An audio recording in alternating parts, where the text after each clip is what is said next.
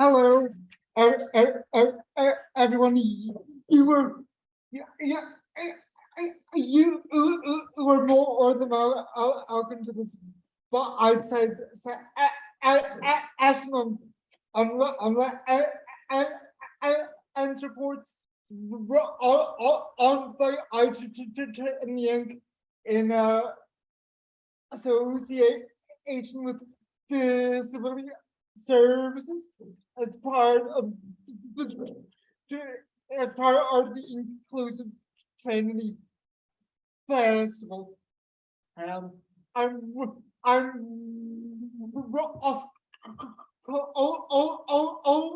a training graduate, and I'm also the Trinity Inclusive curriculum intern, and I'll be your MC for this event. So first off, to give you a brief overview of the event. So to start off, we'll have Gerald Gallagher is Lisa talk about the and support and its contents. Then I will speak about the and support as a student and its impact on students. And finally, we'll have Dr. Rachel Hoare talking about how to implement and supports from an academic perspective. And if we have time after that, we'll have a brief Q&A session. So for those who are unfamiliar with our work, we are the Trinity Inclusive Curriculum Project. Founded in October 2020, we seek to embed principles of diversity, inclusion, and equality in all the curricula across campus, so that all students, regardless of their background or ability, have access to the same learning experiences as their peers. When we are made up of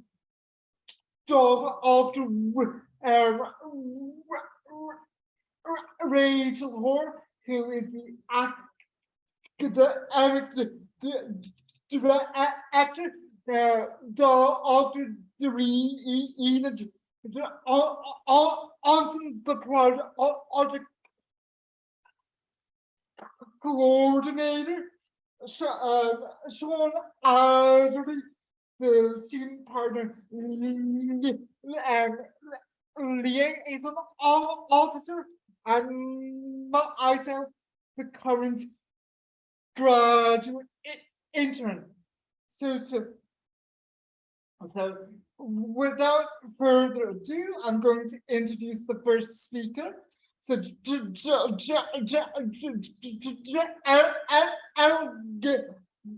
Gallagher is the deputy head of the service and head of student supports. He is pleased. He worked as a student advisor in university,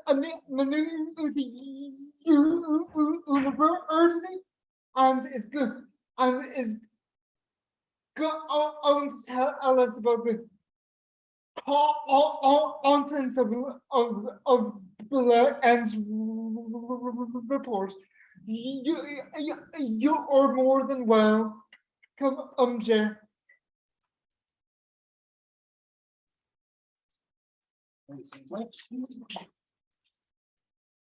So you just see if I'm just clicking for it. To the down to the bottom here where, you know, it'll come up. It'll come up with a bit better contrast once it's off that slide.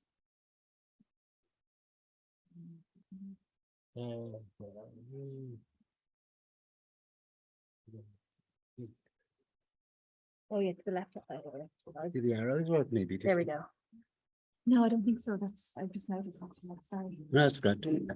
So really good to kind of talk to you all today about understanding the Lens report. As Ross said, I'm the head of Student Disability Supports and Deputy Director of the Disability Service.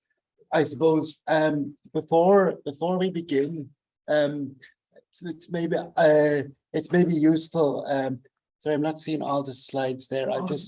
Oh, here we go. Yeah, we're there. So just to give you a sense of the ethos of the Disability Service, we work to move from a transactional model of support where many students would have come into Trinity and supports would have been given to them, to a transformational educational environment. So when we're thinking about supports and accommodations, when we're putting in the Lens report, we really work to look at how we can support students to be successful in everything they do. So we look at transformational supports, both to support them during their time in Trinity and prepare them for their future career. So when we're preparing learning and educational needs summary, that ethos is really in everything we do, and also how we work in collaboration with academic staff.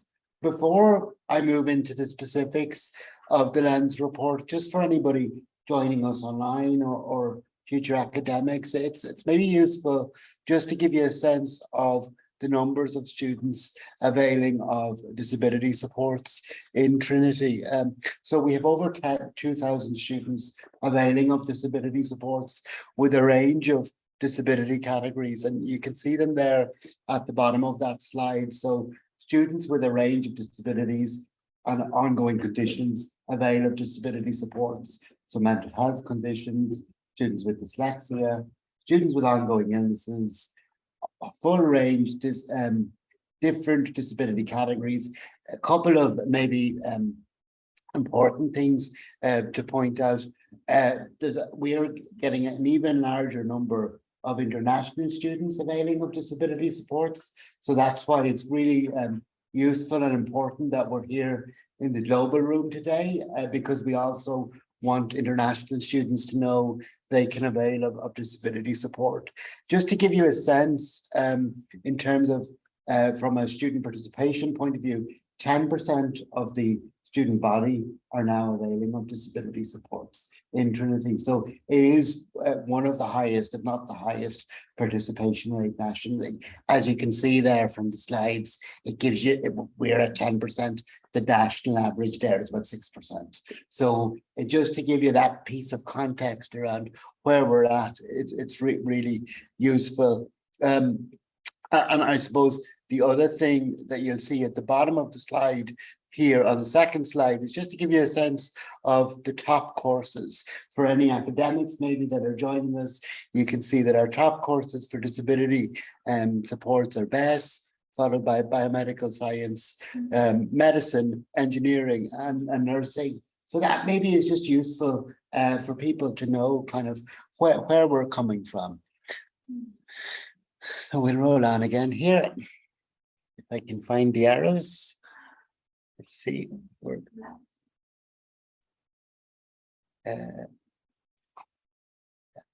There we go. So we've spoken about transactional and transformational. We'll move on a little bit. Just for anybody that's maybe new to the support of the Disability Service, this is a very brief slide just to explain that for students to avail of a Lens, they need to apply for reasonable accommodations. And you can do so on our website by logging on to the My TCD portal, clicking on My Disability Service, and then applying for supports. And from that, you upload your documentation. So you'll upload your medical report, your GP letter, or your letter from counselling, and tell us, why you're availing on support. And then we will produce what's called the LENS, the Learning and Educational Needs Summary, that we move on to talk about now. I suppose one important thing that I would say to students who are wondering if they can avail of supports, we're transitioning to trying to make our supports as inclusive as possible. So where previously we might have looked for very specific documentation, now if you have any particular need at all, we would encourage you to have an initial consultation or chat with us so that we can look at what your support needs are. And we're basing the types of support we put in place is really focused on need. So again, your needs assessment is a really relaxed conversation. It typically lasts about 40 minutes, and it's to give students the opportunity to think about the demands of the course. And then from that, we will produce the LENS, which really looks at your individual circumstances as students, and then looks at also the particular course you're doing, what you might be doing from a departmental point of view. Do you have labs? Do you have work placement? And we would produce a LENS based on that we will then communicate with you and your academic department. And it then becomes really your disability passport when you're here in Trinity, so that you can get the support you need for academic success. So one really important deadline to flag both to academic staff and to students is the semester 1 exams deadline for this year. So that's the 21st of October. So we're asking students to connect with us as soon as possible, ideally by the 21st of October, in order to be put in place, their exam accommodations to be put in place for the semester 1 exams.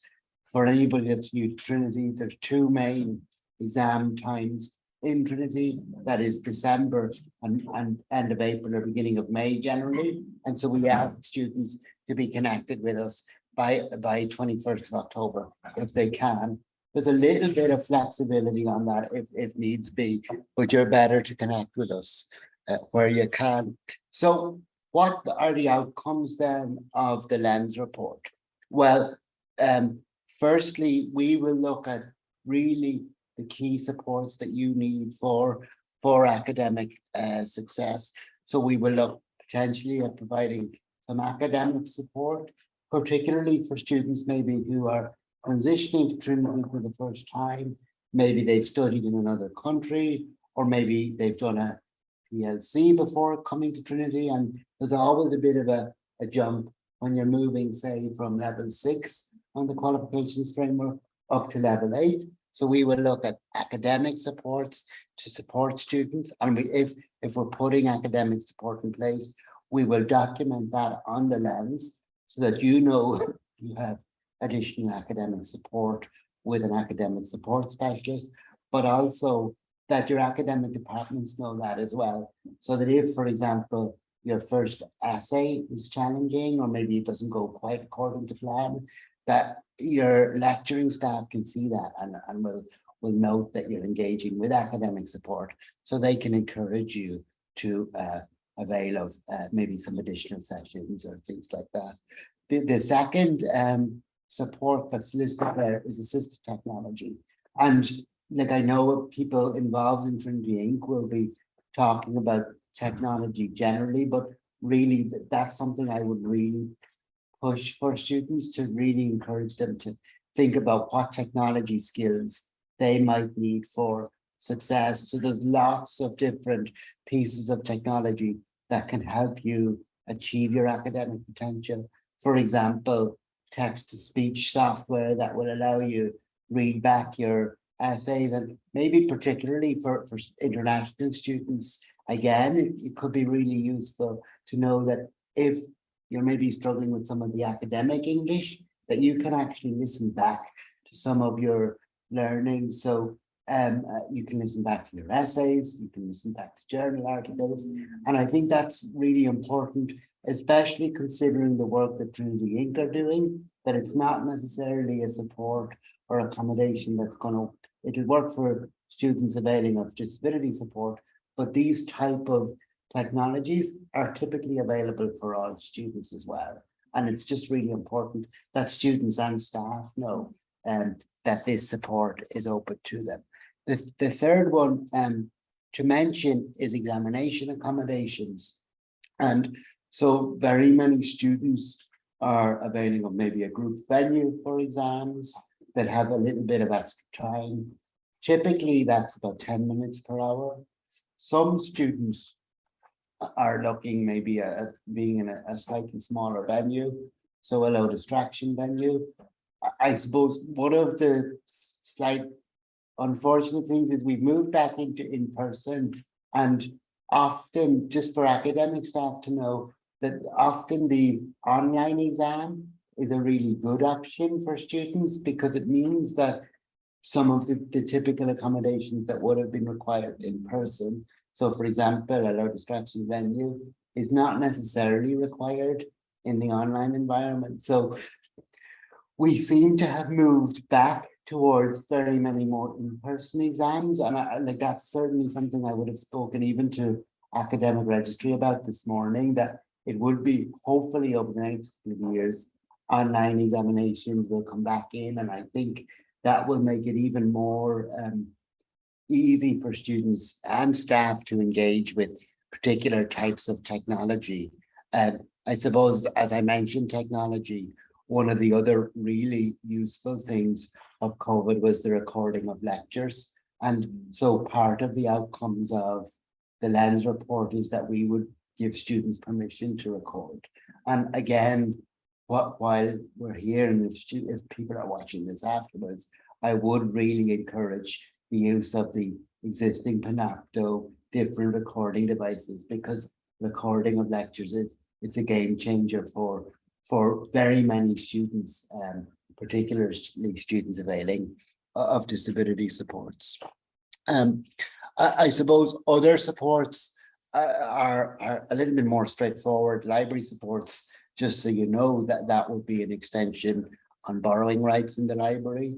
We would also do referrals within our service for occupational therapy. So particular students maybe who are finding that transition to college challenging, balancing time, managing just the whole lifestyle of being a student, we would be able to, in your LENS report, list occupational therapy. So again, that your academic department know, and you know that you can link in with an occupational therapist for that one-to-one support, really to help you with that transitional phase of being a student.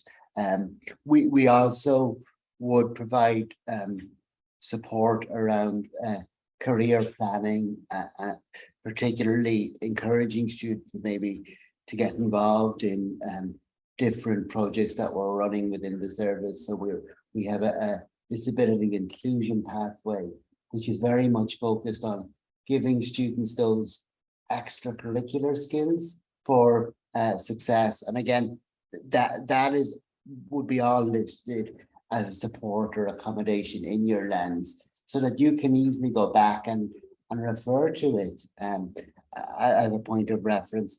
And specifically then with the placement supports, there's a third section of your LENS, which is your PLENS, your placement learning and educational needs summary. And for academic staff, that's really important to know about. So where students are on professional programs, we will look in more depth at, well, what is the particular disability related challenge? What will they be expected to do on a placement? And then we put supports in place to accommodate them. So they might be things like arranging, for example, a pre-placement visit, maybe meeting with a placement supervisor to talk about what you're expected to do on a given day. And then we're working with the placement coordinator to determine, well, what is reasonable, what can we provide to support you in your placement environment, to replicate that as much as possible with your real life work. We want to, I guess, support students for success post qualification. And so when we look at placement supports, it's a collaborative dialogical conversation around with you, with your department, looking at what supports you need for success, or other things might be, for example, a reduced working week on a placement, or, you know, really, it's very much individualized for the student. And we are trying to put as much detail in the plans and the lens as possible for students, so that students and staff know what how best to support each other. I suppose the other thing I would say about the lens and plans is that it's a sort of an evolving document that we really would encourage students to get familiar with, but also to connect with us if they want to tweak and change. And sometimes, like when you start somewhere, it's challenging maybe to know what you will need. And so going back and reviewing maybe once a year or as often as you need to, it is really really useful. So the other thing, just to flag, we have a drop-in every day from 11 until 3. So students or staff with queries can make drop-in appointments, and a disability officer is available to meet with them to discuss whatever queries they might have with regard to a lens or a plans or any disability supports generally. And we're currently we're operating that from our current office in the arts building, but in the next probably 2 weeks or so, we'll be moved into a new space in Printing House Square. So you'll be able to call over to us there as well. So, I mean, that's just a very brief overview. We can maybe have a conversation afterwards if we have a little bit of time. But that's also just how you can connect with us.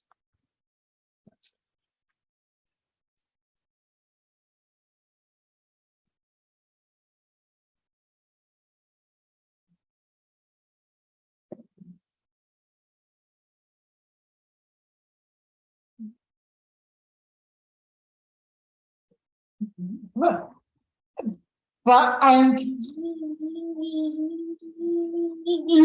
air for that in like I can overview of the lead and support.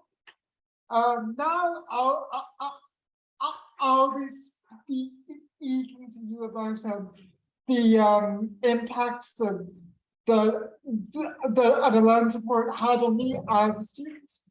So as I alluded to in the beginning, my name is Ross Coleman. I completed a BA here in Irish classics, and I suppose the main points that I want to drive home about ANS reports as a student is that they really made me feel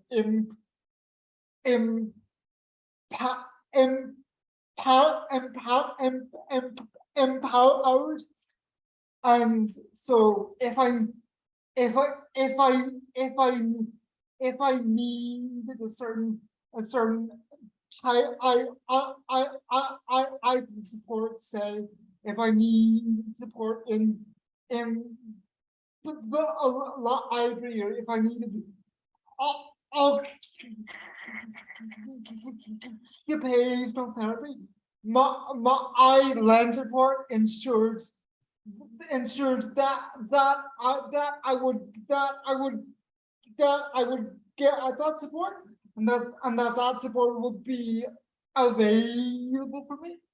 And that really was the first time that I realized that my disability or my impairment wasn't really a problem.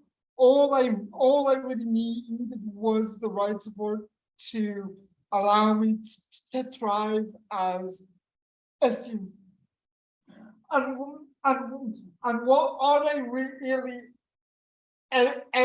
admired about the disability service and about the land support was that the support wasn't necessarily prescriptive. So it wasn't someone saying that, you know, I had to go to occupational therapy, or I had to make use of certain technologies, but I conscious the supports were there for me when and if I need them. And I think that adds the big difference between the disability supports in second level and the disability supports in the third level. And another other aspect that I really liked about supports is, as I mentioned, it's a working document. It's not set in stone. So there were times when I was a student and I needed to go back and review my island support. I remember when I was in second year, I was going through a particularly rough time, and I required additional PEAA support, and that support was given to me. So my message to any students who may be watching this either now or in the future, don't be afraid to make contact with the elderly service and ask for the support or that you might need, because it will really allow you to empower yourself and be the best student that you can be.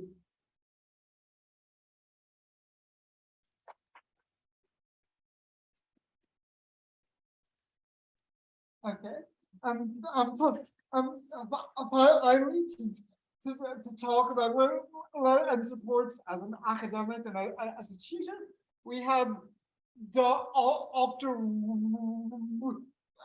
Rachel Hoare. Rachel is a lecturer in the Department of French. She is director of the newly founded Center for Forced Migration Studies. She is the academic director of Trinity, and to top it all off, she works as a psychotherapist helping severely traumatized children and adolescents. Rachel, anytime through taking the time to talk to us.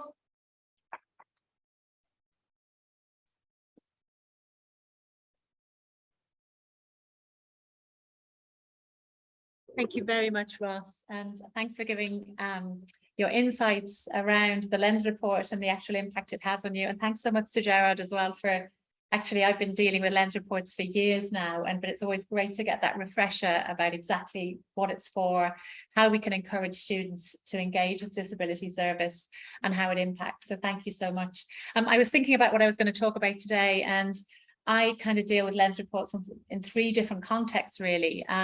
Firstly, as an academic, as a lecturer who receives Lens reports from my students in my classes and my lectures. Secondly, as a tutor, I'm often signposting students to, I suppose, to engage with disability, to go and make sure that they can get a LENS report, signposting them, encouraging them to cross the threshold of the disability service in order to make their lives much easier, because there are many students, I think, who don't do that, who do have a disability, maybe a hidden disability, but who don't actually engage with that whole process. You know, so my job as a tutor sometimes is to encourage, you know, somebody to be able to engage. And thirdly, I'm disability liaison officer for our School of Languages, Literatures and Cultures. So that role has kind of evolved over the years. It used to be that it was my job to actually disseminate the LENS reports to people teaching certain students with LENS reports, obviously with their permission. But now that job is kind of left to sit. So everybody teaching on a particular module should receive the LENS report of students with LENS reports.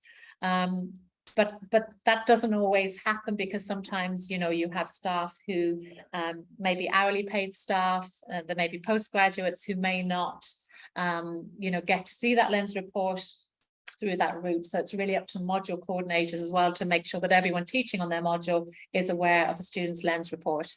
So now my role as disability liaison officer seems to be to kind of have oversight of all the students who have LENS reports. I have access to all LENS report students in my school.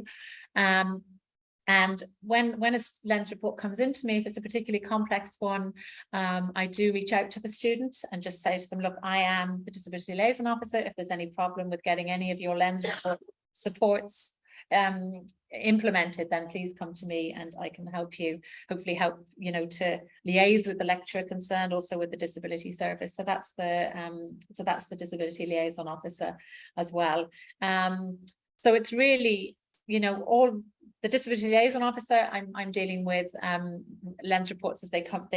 Students have already engaged and they've got the LENS reports, and I'm trying to, I suppose, help lecturers, to facilitate lecturers to do whatever they need to do to facilitate a student. And it might be as simple as you know, good practice anyway for all students, such as just providing lecture notes in advance of the lecture. I mean, that is a very simple one that seems to be on every LENS report. It might be around recording a lecture. And I think that as academics now, we're a lot more comfortable with this since COVID, but I know there is still some resistance with some members of staff around having lectures recorded, but it makes such a massive difference to students. So I have this oversight role as a tutor. I have more of a signposting role because some students come in and they perceive the disability service in a certain way, that it might be just around students with physical disabilities, for example, and they don't realize that if you've met mental health difficulties and challenges, that you could register, you could get a LENS report, you could have exam accommodations, you know, sitting exams in a smaller setting, also having extra time. So it's a signposting role as well. And then as a lecturer, you know, I have to practice what I preach. So when I get a LENS report in from any student, I go through it, I look at what accommodations are required, I talk to the student, you know, and I don't do it in an obvious way. I might send them an email. I certainly don't call them out in class or anything like that. I have heard stories of that happening before. Or maybe I'll meet them after class and just say, look, is this what you need? Is there anything else that you need? How can I help? So I suppose I can't emphasize enough the importance of this whole process. It really makes a difference in the lives of the students, in the educational journeys that they have with us. So, you know, I know that as academics and certainly professional staff, everybody in college is overstretched at the moment. But this is really, I can't really overemphasize how important this is to engage with the LENS reports, to take on board the accommodations that need to be made, and to engage with the students.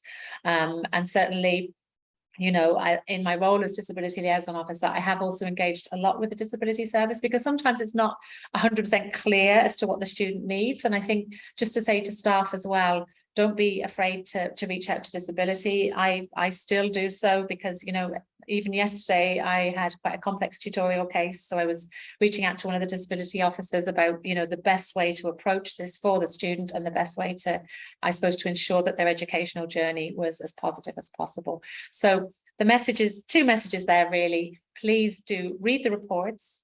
if you've got any difficulty, if you're not sure what they mean, you can certainly talk to your disability liaison officer in your school, because that person obviously knows your school. They know all the weird and wonderful ways in which your school operates, because we all know that schools operate in many different ways, but also to reach out to the disability office if you're not clear exactly what's required, and also to reach out to the students if that's appropriate.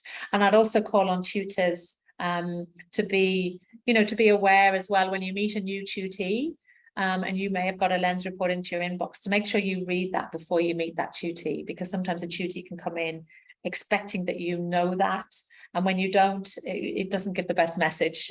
So I suppose just keep an eye on that inbox and read the lens reports and help students as much as you can.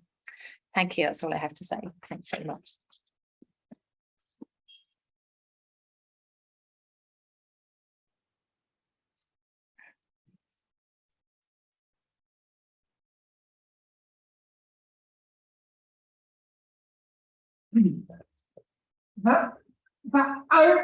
Thank you for that, Rachel. That was very informative.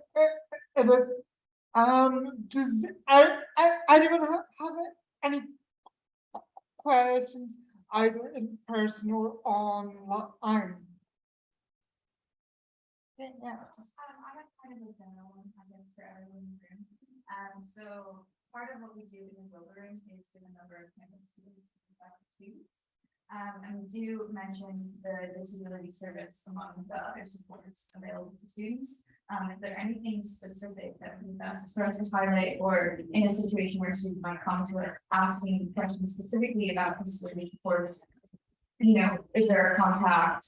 What would be the best way to put them in contact with one another? Sure. Sorry. Yeah, can I ask you to figure out there so we can get it on, and also can I ask you to repeat the questions and summarize just so we have it on the recording as well? Sorry to be so prescriptive.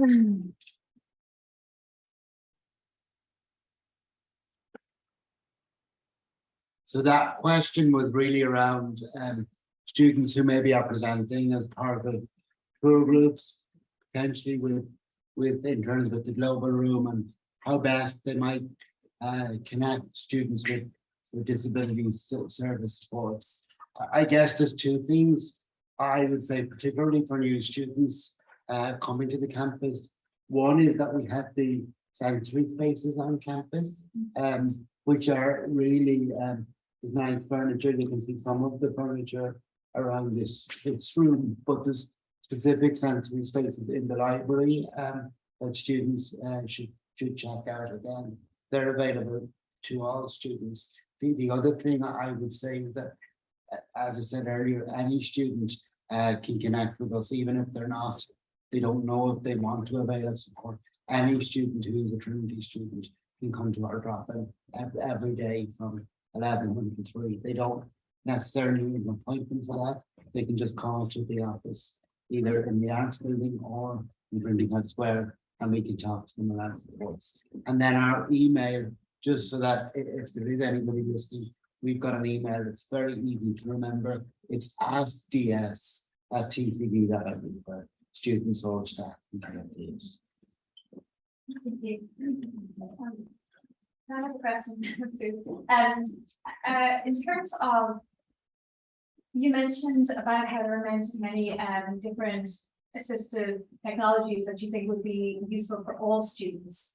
So what ones would you like to, do you think are the highlights that you think that would be really useful, that are available to students to download and to use, that you think would be like key ones that would be helpful? Yeah, so that question is really around what are the key pieces of assistive technology that we might recommend to students. The first one is Read Write Code, which is a text-to-speech application. It's available to all students in the university. It will effectively allow students to read back any of their course material. It will allow them to highlight key information, collect the information in their preferred reference style. So whether they use Harvard or APA, and it can collate the highlights by theme. So you can actually collect them in different colors. So when you're doing an essay, for example, you can divide your work into key themes, and it's available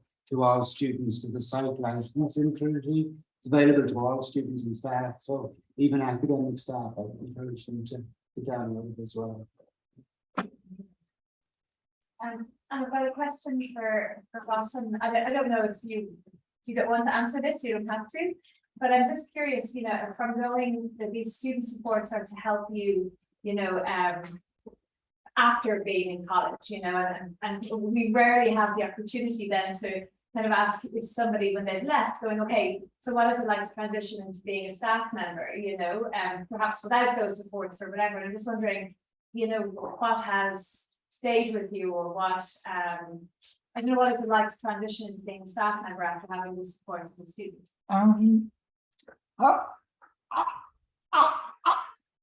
As a student, most of my supports were set entered around the occupation of being a student. So, for example,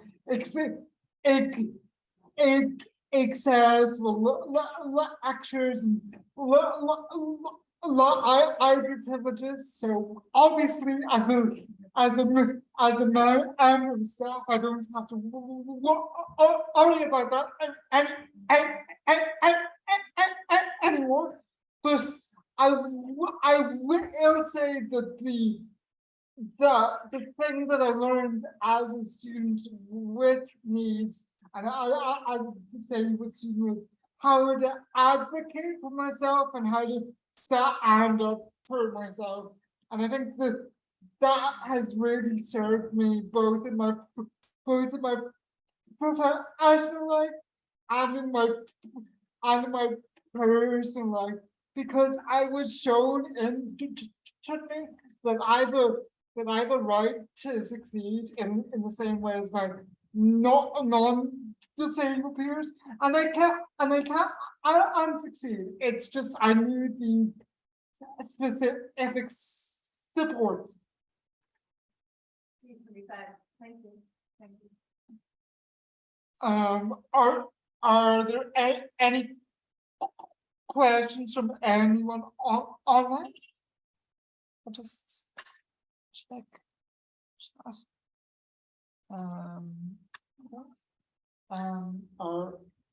Does anyone else here have any questions? That thank you everyone for attending both online and in person, and be sure to check out some of the remaining events we have as part of the festival. Tomorrow I'll be delivering a workshop on Blackboard on how to make your documents accessible. So that will be on. I'm at 10 o'clock, and I will be both online and in person. But until then, have a great and enjoyable Trinity Festival.